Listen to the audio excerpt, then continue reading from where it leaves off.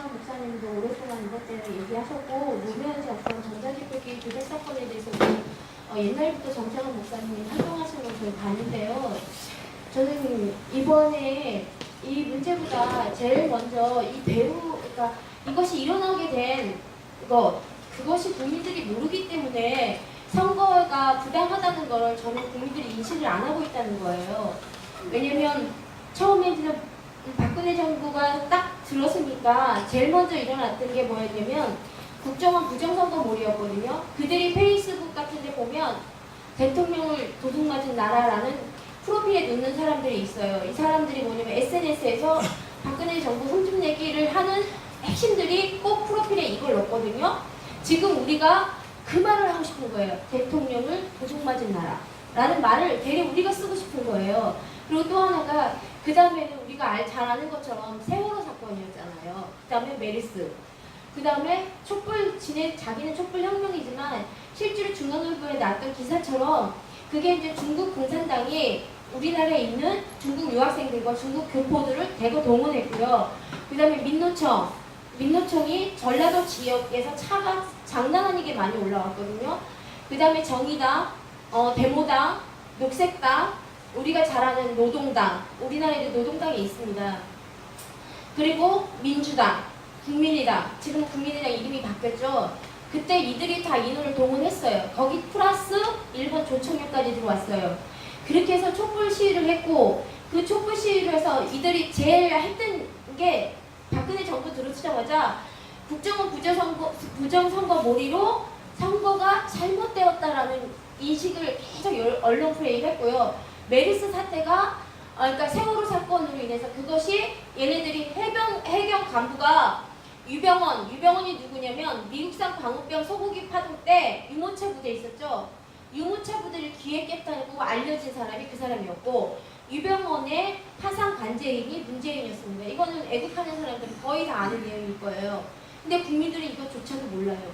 그리고 노무현 정권과 올라가서 김대희 정권, 이들이 유병원의 구원파 5대양 살인사건은 우리가 검색하면 옛날 일이기 때문에 최근 사람들은 모르지만 구원파 5대양 살인사건은 옛날에 굉장히 시끄러웠거든요. 그 다 죽어가던 세모를 살린 게 김대중 정권과 노무현 정권이었습니다. 이때 노무현 정권 때 민정수석이자 비서실장이 누구였어요? 또 문재인이었잖아요. 그리고 문재인의 초호화 대저택, 정말 삼성 이건희 회장님보다 더 그 넓은 땅 양산 저택이 유병원의 소유였다고 얘기하잖아요. 그거 지나서 태광실이었고 그게 다시 문재인한테 넘어왔다고 얘기합니다. 그렇다면은 세월호 사고가 나기 이틀 전에 이미 민주당은요 세월호 특별법이랑 간담회를 했어요. 그럼 세월호 사고가 날 거 미리 알았다는 얘기입니다. 그리고 세월호 사고 나기 하루 전날 뭐가 있었냐면 지금 교육부 장관이 된 김상곤은 경기도 교육감이었어요. 이 사람은 교육의 좌파 거물로 불리잖아요. 이 사람이 하루 전날 트위터에 뭐라고 올렸냐면 세월호 사고가 나는 현장까지 학교까지 정확하게 경기도 단원고라까지 넣어서 세월호 사고를 지목해서 글을 썼단 말이에요.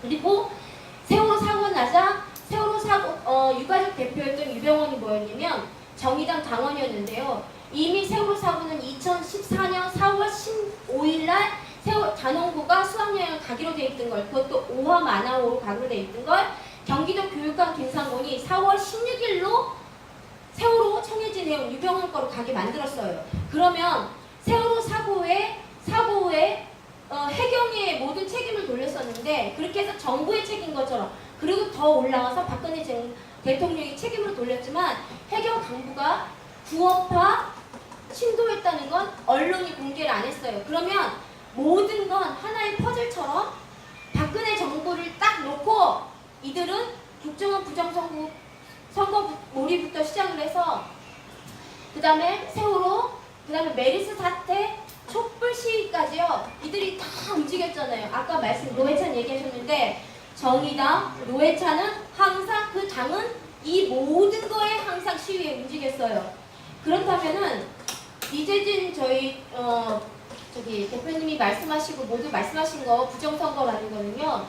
한마디로 황교안 국무총리께서 헌법재판소 8명 했을 때 1명 더 지목을 하셨고 그리고 이거는 잘못된 재판을 해서 대통령이 죄가 될 수 없는 거기 때문에 선거는 할 수 없습니다는 서론만 했어도 선거는 치러지지 않았는데 모든 게 하나의 짝 퍼즐처럼 맞춰서 갔단 말이에요. 그러면 처음부터 우리는 문재인 정권이 들어서면서 뭐라 했어요? 촛불혁명이라고 했습니다. 촛불혁명으로 자기 정권이 잠깐만요. 네. 네, 말씀 중에 죄송한데요. 지금 현재 그 발언한 내용이 지금 이제 이 천연바이오 자기소개에서 방송을 하고자 하는 취지에서 조금 벗어난 그 개인의 이제 법적인 책임 문제 있지 않습니까? 거기에 저촉될 수 있는 부분은 좀 있습니다. 그래서 그 발언에서 어떤 거기 공적 그 가는 부분에 대해서는 본인이 감수를 하셔야 된다는 걸 잘 아시고 그 말씀을 조금 조율을 하시면 좋겠습니다. 제가 지금 얘기하는 건 지금 걱정하시는데요. 사실은 기사화가 다 된 내용을 그대로 얘기를 하는 거예요. 저는 한치의 기사가 되지 않은 얘기는 하지 않습니다. 그리고 정의당 유경근이 세월호 유가족 대표였다고 조금 전에 말씀하셨듯이 그가 2013년 11월 12월에 이미 페이스북에 수단과 방법을 가리지 않고 박근혜는 끊어내려야 된다는 그런 막말까지 올렸던 사람입니다. 그가 노란 리본 속에 자기 딸 예은이를 넣어서 프로필로 이미 그 당시에 페이스북에 올렸던 사람이에요. 그러면 지금 제가 앞에 쭉 설명했듯이 모든 건 하나의 퍼즐입니다.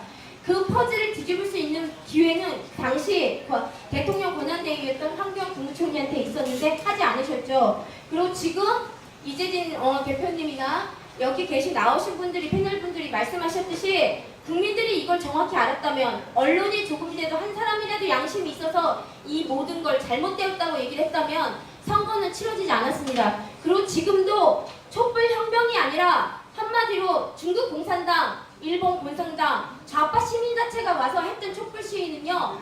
한마디로 공산 세력이 대한민국을 문재인 정권을 들어서기 위해서 치러진 선거일 수밖에 없는 결론입니다. 그렇기 때문에 지금 저희가 지금 하는 거 법적인 거 싸우시는 이재진 대표님을 응원해야 되는 이유도 앞에 이런 내용들이 국민한테 알려지지 않으면 이것이 왜 우리가 지금 박근혜 대통령이 감옥에서 30년을 살아도 나라만 똑바로 산다면 30년 살겠습니다는 그 각오를 하고 왜 구치소에서 묵묵히 제2의 한강의 기적 곧 공산화 세력을 막기 위해 우리 후대를 위해 그 보이지 않는 투쟁을 하고 있는지에 대한 명분을 우리 스스로가 찾아주지 않는다면 태극기 집회는 어떤 것으로도 명분이 서지 않습니다. 맞습니다. 이재준 대표님께서 묵묵히 싸우고 계시는데요.